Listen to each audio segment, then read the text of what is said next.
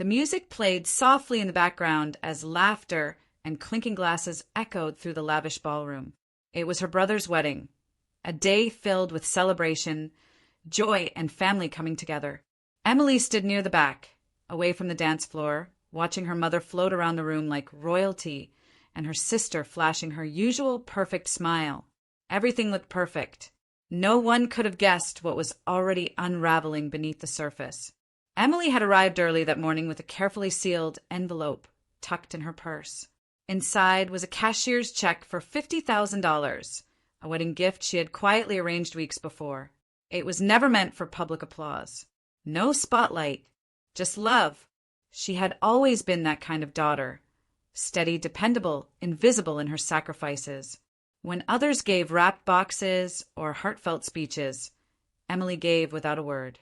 She remembered the conversation with her mother just a few nights earlier. "You don't have to go big," her mom had said, brushing Emily's concern off with a casual laugh. "You've done enough, honey." But something in her tone, that practiced indifference, had left a familiar sting. Emily smiled anyway and promised herself this would be her final big gesture, something meaningful to mark a new chapter. Her relationship with her mother had always been tangled. Love mixed with silent expectations. With her sister, it was worse. Kayla had always been the golden girl, fun, loud, charming. Emily, in comparison, was the backup plan, the responsible one who picked up the pieces and paid the bills no one talked about. But today wasn't about comparison. It was about love. So she slipped the envelope to her brother quietly, pulled him into a quick hug, and said, "Don't tell anyone. Just use it for something that matters." He looked stunned. She saw tears in his eyes. That moment, so real, so pure, was why she did it. Not for recognition, for family. And for a few hours, Emily allowed herself to feel good. She smiled. She danced. She believed this time, maybe, things would be different. But betrayal has a way of hiding in plain sight, and hers was already waiting in the shadows. It started with a routine check. Just days before the wedding, Emily sat at her small kitchen table with her laptop open, sipping coffee, going through her banking app like she always did on Sunday mornings. She had always been meticulous about her finances, budgeting, tracking, organizing. So when she saw the numbers didn't add up, her stomach sank. $19,000. Gone. At first, she thought it was a glitch. She refreshed, logged out, logged back in. Nothing changed. The transaction history showed multiple strange withdrawals, all timed closely together over the span of 2 days. Her hands froze over the keyboard. She didn't want to panic, not yet, but a slow, creeping unease wrapped around her like a cold fog. She called the bank. The representative confirmed the transfers were authenticated using her linked email, the one only she and her mother had access to for emergencies. A security measure they'd set up years ago, back when Emily had helped her mom through a financial crisis. Just in case, her mom had said then. We're family. Now, that trust felt like a weapon turned against her. Emily didn't tell anyone. Not right away. She needed to think, needed to be sure. But the signs started appearing fast and loud. Her sister, Kayla, strolled into the rehearsal dinner wearing a designer bag Emily recognized from a catalog she could never justify splurging on. Then came the new gold bracelet, the suspiciously upgraded phone, the casual mention of spa treatments in passing conversation. Emily's heart twisted. Could it be coincidence? Was she being paranoid? But then Kayla let it slip, a careless joke made while toasting cocktails with her cousins. Let's just say I've been having a little unexpected help lately. Right, Mom? Their mother laughed. Not nervously, not apologetically, just amused. Emily sat a few feet away, quietly observing. Her smile was gone. She wasn't angry, not yet. She was calculating, replaying every time she had covered someone's bills. Every time she'd been told she was too serious, too controlling, while they lived carefree lives funded by her silence. It wasn't just about the money. It was the betrayal of it all. The audacity, the entitlement, the ease with which they took as if she didn't matter, as if her sacrifices were expected, not appreciated. She didn't explode. She didn't confront. Not yet. Because Emily had learned one thing growing up in that house. Being loud got attention, but being quiet, being patient, that's when you got power. And now she was done being the quiet giver. She was about to become something her mother and sister never expected, the storm they thought would never come. Emily didn't plan to cause a scene. That had never been her style. But after days of watching her sister parade around like royalty and her mother treat her like a background character in her own family, the silence had started to rot inside her. She couldn't sit with it anymore. The wedding was the perfect picture of joy. White roses, twinkling lights, a string quartet humming in the background. People were laughing, clinking champagne glasses, smiling for photos. But Emily's chest felt tight as she spotted her mother and Kayla laughing near the banquet table, like nothing had happened, like they hadn't taken something from her. She walked over, slow and calm. Her voice was steady, but her heart was beating so hard she could hear it in her ears. "Can I talk to you both for a minute?" she asked, motioning toward a quieter corner near the terrace. Her mother raised an eyebrow. "Now," she said, already annoyed. Kayla gave a dramatic sigh, but followed. Once they were out of earshot, Emily didn't waste time. She held up her phone, screen lit with the bank statement. "There's money missing from my account. $19,000. Transferred using credentials tied to our shared recovery email." There was a beat of silence. A flicker of something passed across her mother's face, but it vanished so fast it could have been imagined. "What are you saying, Emily?" her mother asked, voice cold and clipped. "I'm asking if you know anything about it," Emily said, choosing her words with painful care. "Because if this is just a mistake—" "A mistake," her mother snapped. Her tone sharpened, drawing Kayla in like fuel to a fire. "Are you accusing me of stealing from you? Is that what this is?" Emily swallowed hard. "I'm not accusing anyone. I'm asking." That's when it happened. Her mother's hand came so fast, no one saw it coming. The slap cracked through the air like a whip. Emily's head snapped to the side, and her body stumbled, hitting the terrace wall with a dull thud. The music stopped. Conversations froze. Every pair of eyes turned. Emily stood there, stunned, her cheek burning, tears threatening, but not from pain. From shame, from betrayal, from the cruelty that seemed to live so comfortably in the people she once protected. "You ungrateful brat!" her mother screamed, her voice rising in hysteria. "After everything I've done for you, how dare you accuse me?"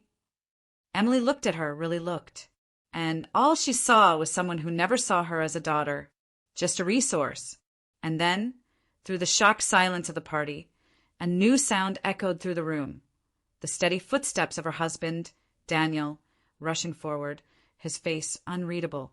He had arrived just in time, and when their eyes met, Emily's pain turned into something else entirely. A promise that this moment wasn't the end. It was just the beginning. Emily stood against the terrace wall, one hand pressed to her burning cheek. Her mother's shout still echoed in her ears, but the silence around her now was deafening. The wedding party had frozen mid-celebration. Glasses halfway raised, laughter half formed, all replaced by stunned disbelief. Then came the sound that shifted the air. Footsteps. Firm. Intentional. Daniel. Her husband didn't run. He didn't shout. He didn't ask questions. He walked through the crowd like someone used to being watched, someone who expected rooms to fall quiet when he entered. And they did. His dark tailored suit looked sharp against the soft wedding lights, but it was his presence, calm, controlled, commanding, that made everyone take a step back. Kayla's smile cracked. Their mother's righteous fury faded into a tight-lipped scowl. Daniel stopped beside Emily and gently touched her elbow. "Are you all right?" he asked, low enough that only she could hear. Emily nodded, but the tears she had fought earlier now shimmered in her eyes. He didn't say another word. He turned, calmly facing her mother and sister. "I heard everything," he said, his voice clear but quiet. "From the driveway." Their mother's jaw tensed. "She accused me of stealing." "And you hit her," Daniel replied, nodding slowly, eyes locked onto hers. In front of dozens of witnesses. Kayla laughed nervously. "Okay, everyone needs to calm down." Daniel raised a single finger. "No, we're not going to gaslight her. Not this time. He reached into his jacket pocket and pulled out a folded sheet of paper. He held it out, and Kayla hesitated before taking it. Her face went pale the moment her eyes scanned the numbers. "What is this?" their mother demanded, reaching for it. "It's a printed transaction history," Daniel said. "The $19,000 transfer?" It was traced. The IP address, the recovery email, the linked device, all tied to your shared laptop at home. You didn't even bother using a VPN. The crowd murmured. Whispers rose like smoke. "You had no right," their mother snapped, trembling now, "to snoop through." "It was my wife's account," Daniel cut in sharply. "We're legally married. Her assets are protected under joint marital law.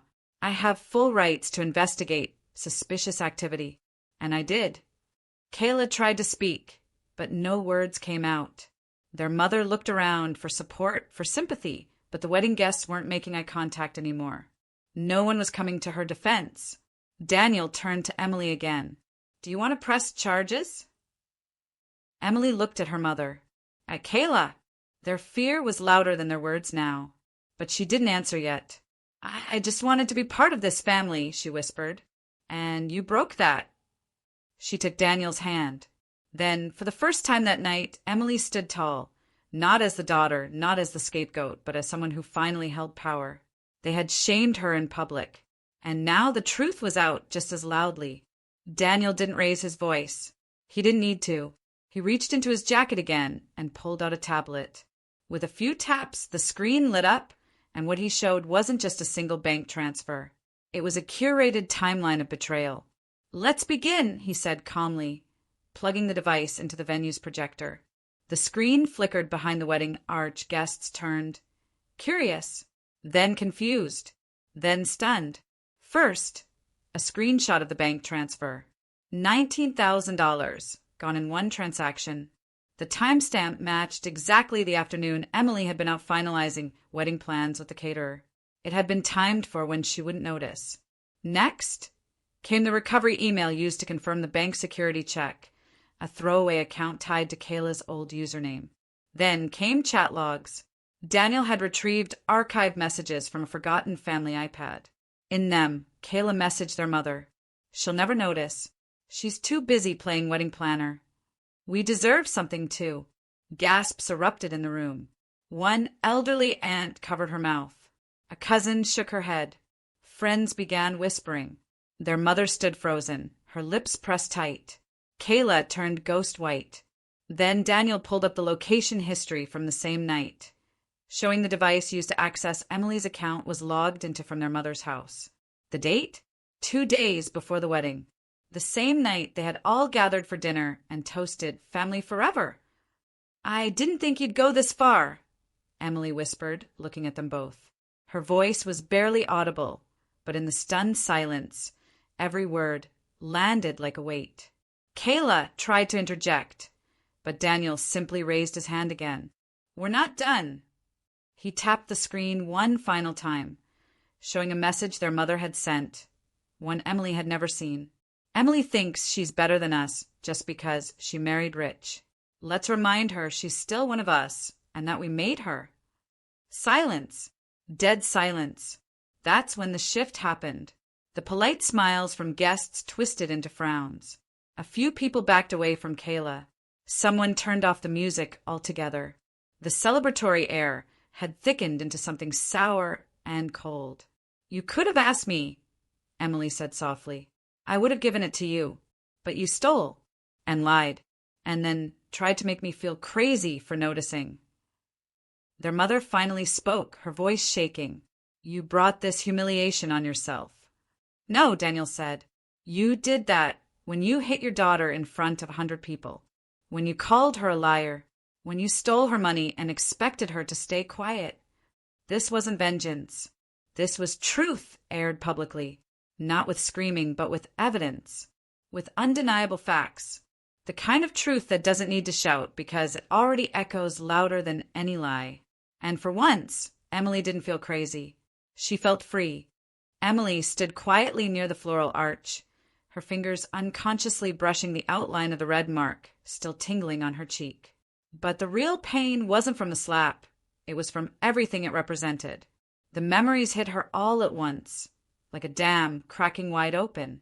She'd always been the dependable one, the one who understood when they didn't have enough, the daughter who loaned her first college paycheck to help cover Kayla's prom dress, the one who worked double shifts in college, not because she was asked to, but because she had been raised to feel it was her role.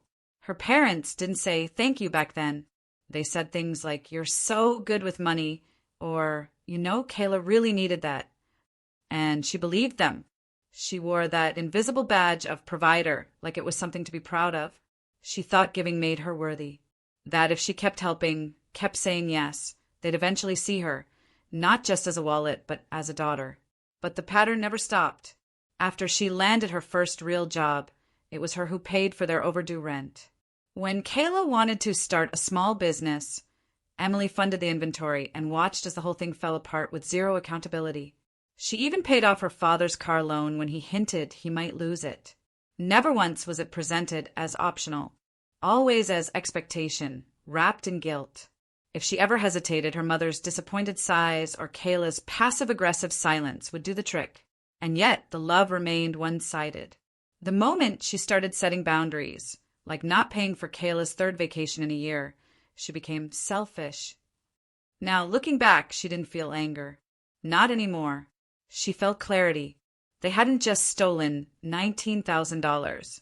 They had stolen years, her sense of security, her ability to say no without shame, her rightful place in the family as someone loved, not used. The truth was, Emily had never really been the daughter. She had been the bank. And now the bank was closed. Emily's heart pounded in her chest, but her hands were steady. She looked around at the guests in the room, their shocked faces frozen in place. Some were still processing what had just been revealed. Others were too uncomfortable to look her in the eye. The weight of the moment hung in the air like thick smoke. Her mother's face was pale, her eyes wide with disbelief and shame. Kayla, once so confident, now stood in the background, looking smaller than Emily had ever seen her. They both had expected her to crumble, to beg for answers, to fall into the chaos they had created. But Emily wasn't going to give them that satisfaction. She straightened her back, glanced at her husband, his jaw clenched, eyes seething but calm. He had stayed quiet through the revelation, letting the evidence speak for itself. Emily could see his fury underneath, but he didn't need to say another word. "Thank you for coming," she said, her voice even. "I'm sure you all have your own opinions now. I trust you'll make the right choices moving forward." The silence in the room was deafening as she walked across the room to grab her purse from the table. Her fingers didn't shake, but the cold rush of finality washed over her. This wasn't just about money. It was about reclaiming her dignity, her worth, her life. Turning to her mother, who had not moved, Emily took a step closer. "I'm done funding my own disrespect," she said, her voice unwavering. The words hung in the air like a final blow. They were the words her mother had never expected her to speak. They were the words that, in that moment, shifted everything. She didn't wait for her mother to respond. She didn't need to. Her husband stood up beside her, his presence a silent but powerful declaration of their unity. He gave Emily a nod, and without another glance, they walked toward the door. But before she stepped out, Emily stopped for a moment at the threshold. She turned to face her family one last time, her emotions a quiet storm within her. "You don't get to decide who I am anymore," she said, her voice steady but heavy. "And you won't get another chance to steal from me." With those words, she stepped out of the house that had once been her home, her mother's house, the place where she had been raised to believe that giving and giving was the price of love. The moment she crossed that threshold, everything changed. No more guilt, no more excuses, no more being the family's ATM. Her husband followed her out, closing the door behind them, and for the first time in years, Emily felt a weight lift off her chest. The world outside felt different, bigger, freer. As they walked toward the car, Emily knew that this was just the beginning. They had severed ties, legally, financially, emotionally, and there would be no going back.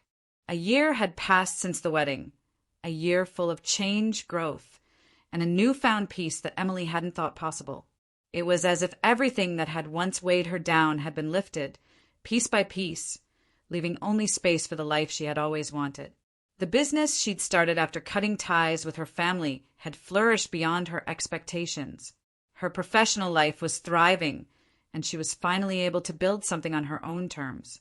No more family demands, no more guilt trips. Emily had created a space where she was the priority, where her value wasn't tied to her ability to give. Her husband, always her rock, had been there every step of the way, and together they had built a future they both could be proud of.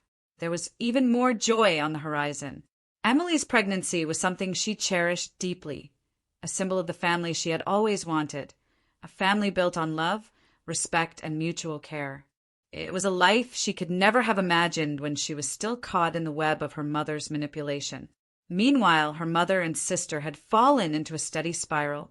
The business they had relied on to sustain themselves had crumbled. The lavish lifestyle they had enjoyed, built on Emily's hard-earned money, had evaporated. Her mother, once a figure of authority and control, was now struggling to make ends meet. Her sister, too, found herself in a financial mess, with no safety net to fall back on. Emily's absence had left a void, but it wasn't the void they had expected. One afternoon, as Emily sat in her sunlit office, she noticed her phone buzzing with a number she hadn't seen in months. It was her mother. Her fingers hovered over the screen. The familiar pang of anger didn't come, though. There was no rush of emotion, no desire to pick up and lash out. Instead, there was just a quiet, calm sense of finality. She let it ring out. A few minutes later, her phone buzzed again, a message. "Emily, I've made a mistake. We need your help. Please, I don't know what to do. Please, just help us." Emily read the message, but the words didn't sting. She didn't feel an urge to call back, to fix things, to rescue them from the mess they had created. She had spent too long being the one who was asked to help, the one expected to bail them out, to be the constant savior. But that wasn't her anymore. She put the phone down gently and walked over to the window, staring out at the life she had built. It wasn't just the business or the baby on the way, it was the peace. It was the clarity that came with knowing her worth, her boundaries, and the fact that they were untouchable now. The next morning, Emily replied, "I'm sorry, but I can't help you. You made your choices, and I've made mine. I wish you well." The phone call that had once filled her with dread now left her calm. It wasn't about revenge or anger. It was about boundaries. Healthy ones. Ones that protected her from the emotional turmoil her family had once dragged her into. She knew her limits now, and she wouldn't apologize for them. As the weeks went by, her mother and sister never reached out again. But it didn't matter. Emily was finally free. It wasn't the end they had hoped for, but it was the end Emily needed.